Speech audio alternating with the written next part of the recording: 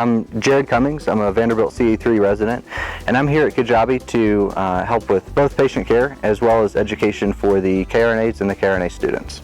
So our morning routine is pretty similar here at Kijabe as it would be at Vanderbilt or anywhere else. We wake up and have our breakfast, typically some combination of cereal, eggs, toast, and some form of coffee. And then after we're ready, put on our white coat and head up to the hospital. But most mornings we're responsible for leading a lecture for the KRNA students that starts at 7 a.m. And then after lecture it's time to go to theater. Brett and I will look over the OR board and kind of surmise which patients are sick, which are the big cases where we're are able to be most needed, most helpful.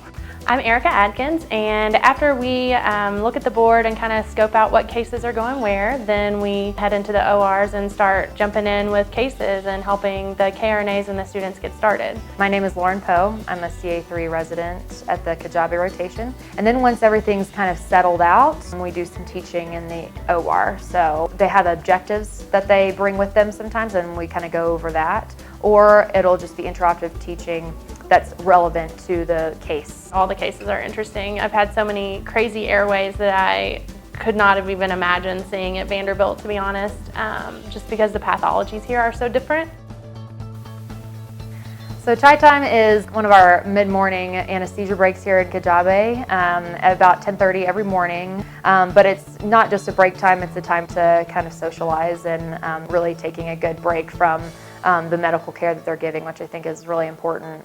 Lunch is served at 2 p.m. here, and a lot of times it is a combination of cabbage and rice and maybe some kind of meat. Once the ORs start finishing up and we feel confident that the rest of the cases can be managed by the KRNAs and the students, we head out, which is typically around 3 to 5. We either go home or we go to the DUCA, which means store. The DUCA is really like a big convenience. I wouldn't say big. I would say a well-stocked convenience store. And then right across the street is actually the market, which has all your fresh produce there. Really interesting place to go in. And once we get home, we will wash our vegetables. It's a different process than, at home. We prepare our dinners. We've had some really good dinners. Once the dinners are done, we will clean up the kitchen and then kind of go in the living room and just kind of hang out. Do a little blogging, which is a requirement for the rotation, but it's kind of nice because I think it'll help us remember. Once we get tired, it's usually lights out around 9:30, 10 p.m. and get ready for the next day. It's nice to be at the end of your training and be able to actually come in and enact a plan and see it followed through. I find myself asking more often, do I really need this? And what the cost to the patient might be.